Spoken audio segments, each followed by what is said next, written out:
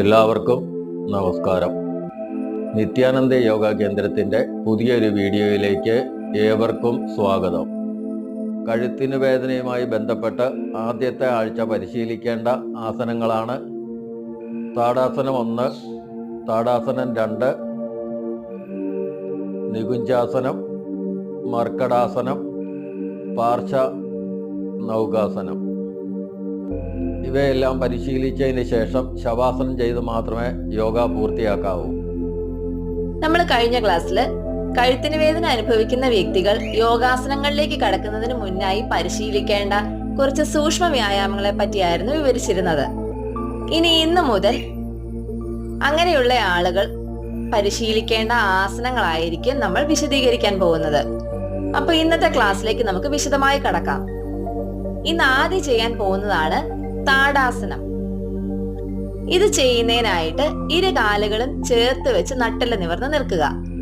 അതിനുശേഷം സാവധാനം ശ്വാസം ഉള്ളിലേക്ക് എടുത്തുകൊണ്ട് ഇരു കൈകളും നേരെ മുകളിലേക്ക് ഉയർത്തിക്കൊണ്ട് വരികയും ശ്വാസം പുറത്തേക്ക് വിടുന്നതോടൊപ്പം കൈകൾ താഴ്ത്തിക്കൊണ്ട് വന്ന് കാലുകളോട് ചേർത്ത് വെക്കുകയും ചെയ്യുക.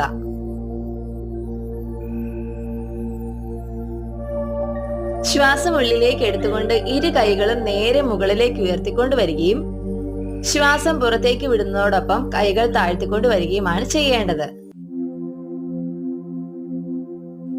ഇതേ രീതിയിൽ ഒരു 3-4 ദിവസത്തേക്ക് പരിശീലിച്ചതിന് ശേഷം ഇനി പറയുന്ന രീതിയിലേക്ക് കടക്കാവുന്നതാണ്.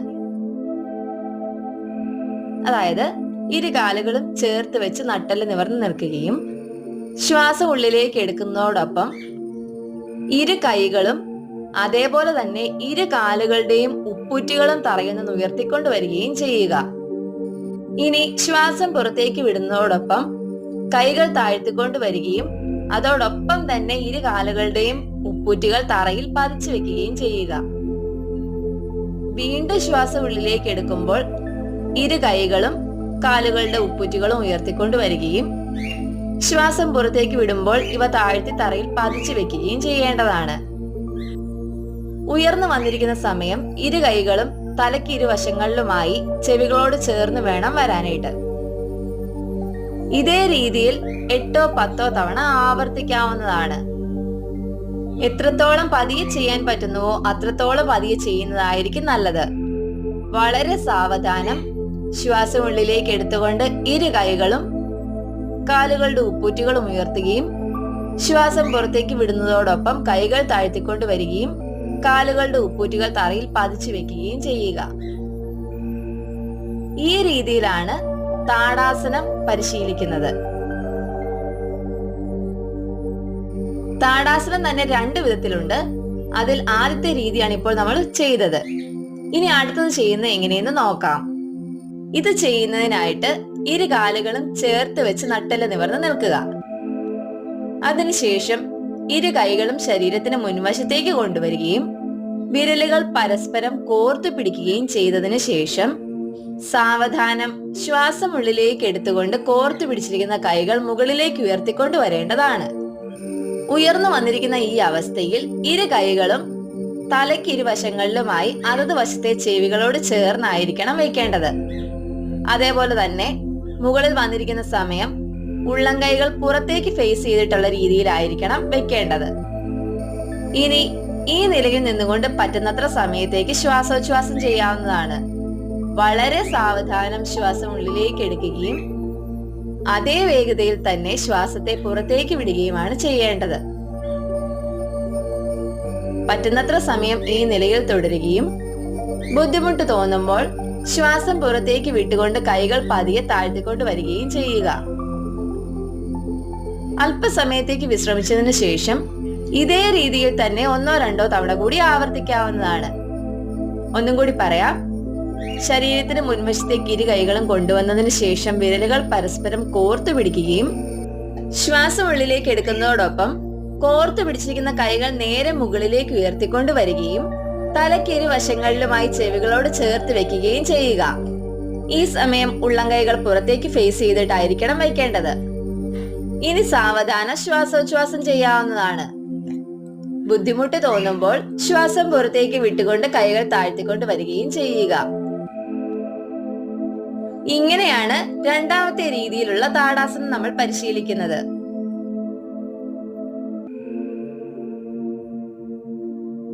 ഇനി അടുത്തതായിട്ട് നമുക്ക് നികുഞ്ചാസനം പരിശീലിക്കുന്നത് എങ്ങനെയെന്ന് നോക്കാം. ഇത് ചെയ്യുന്നതിനായിട്ട് ഇരു കാലുകളുടെയും മുട്ടുകൾ മടക്കി പൃഷ്ഠഭാഗം കാലുകളുടെ ഉപ്പുറ്റിയിൽ വരുന്ന രീതിയിൽ നട്ടെല്ല് നിവർന്നിരിക്കുക. ഇനി ഇരു കൈകൾ അതത് വശത്തെ കാൽമുട്ടുകൾ കമഴ്ത്തിയും വെക്കേണ്ടതാണ്. സാവധാനം ശ്വാസം ഉള്ളിലേക്ക് എടുക്കുന്നതോടൊപ്പം ഇരു കൈകളും നേരെ മുകളിലേക്ക് ഉയർത്തിക്കൊണ്ടുവരികയും ശ്വാസം പുറത്തേക്ക് വിടുന്നതോടൊപ്പം ശരീരവും ഇരു കൈകളും മുന്നോട്ട് കൊണ്ടുവന്ന് കുനിഞ്ഞ് ഇരു കൈപ്പത്തികളും തറയിൽ പതിച്ചു വെക്കുകയും ചെയ്യുക. ഇനി നെറ്റ് തറയിൽ പതിച്ചു വെച്ചതിന് ശേഷം ഈ നിലയിൽ ഇരുന്നു കൊണ്ട് പറ്റുന്നത്ര സമയത്തേക്ക് ശ്വാസോച്ഛ്വാസം ചെയ്യാവുന്നതാണ്.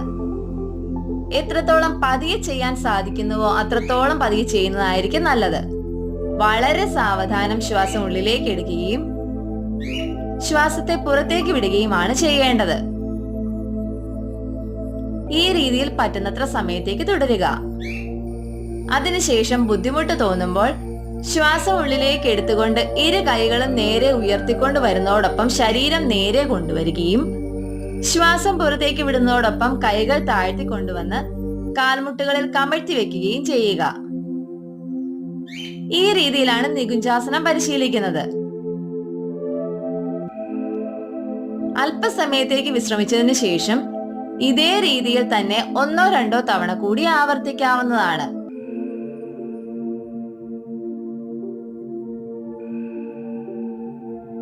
ഇനി അടുത്തതായിട്ട് മർക്കടാസനം പരിശീലിക്കുന്നത് എങ്ങനെയെന്ന് നോക്കാം.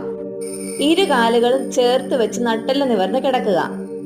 അതിനുശേഷം ഇരു കൈകളും ശരീരത്തിന് ഇരുവശത്തേക്ക് നീട്ടി മലർത്തി വെക്കേണ്ടതാണ്.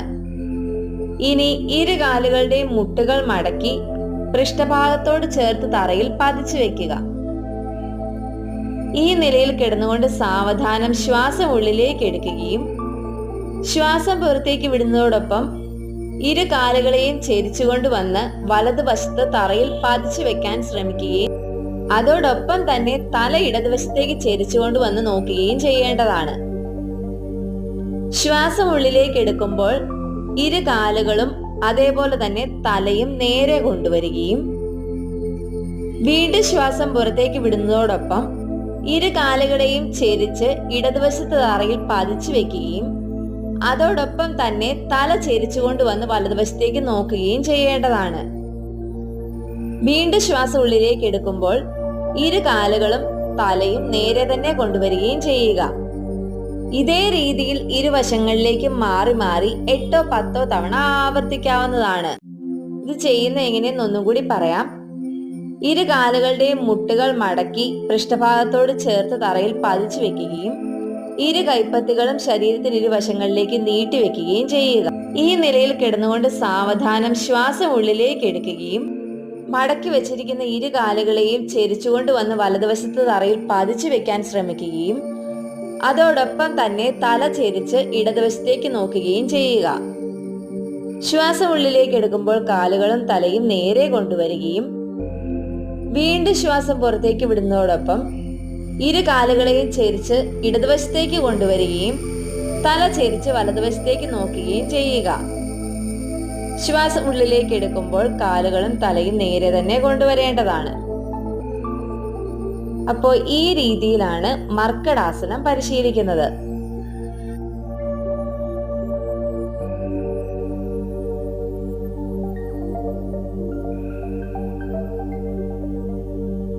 ഇനി അവസാനമായിട്ട് പാർശ്വനൗകാസനം പരിശീലിക്കുന്നത് എങ്ങനെയെന്ന് നമുക്ക് നോക്കാം. ഇത് ചെയ്യുന്നതിനായിട്ട് ഇരു കാലുകളും ചേർത്ത് വെച്ച് വലതുവശം ചെരിഞ്ഞു കിടക്കേണ്ടതാണ്. ഇനി വലതു കൈ തലയ്ക്ക് മുകളിലേക്ക് വരുന്ന രീതിയിൽ നീട്ടി കമഴ്ത്തി തറയിൽ പതിച്ചു വെക്കേണ്ടതാണ്. സാവധാനം ഇടത് കൈ ശരീരത്തിന് മുൻവശത്ത് കൊണ്ടുവന്നതിന് ശേഷം തറയിൽ പതിച്ചു വെക്കുക.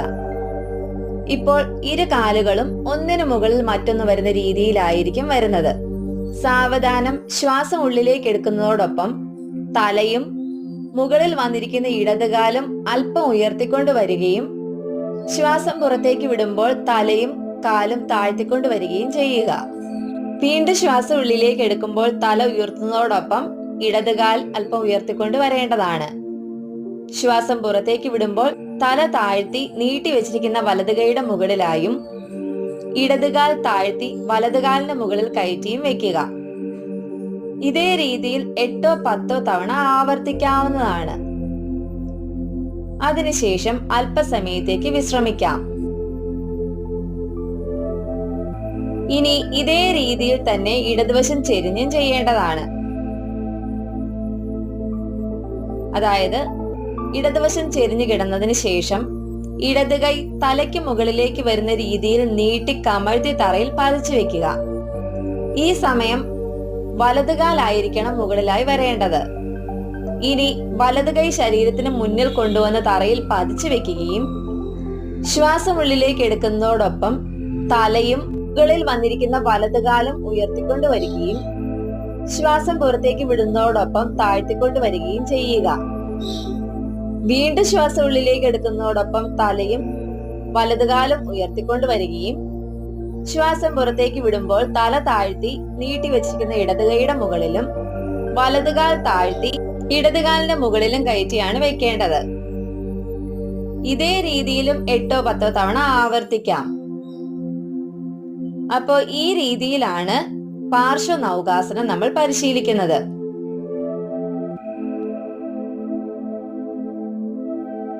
ഇത്രയും ആസനങ്ങൾ പരിശീലിച്ചതിനു ശേഷം ശവാസനം ചെയ്ത് മാത്രമേ യോഗ പൂർത്തിയാക്കാവൂ. നമ്മൾ ഇന്ന് പരിശീലിച്ചത് കഴുത്തിന് വേദന അനുഭവിക്കുന്ന വ്യക്തികൾ ആദ്യത്തെ ആഴ്ച പരിശീലിക്കേണ്ട ആസനങ്ങളാണ്.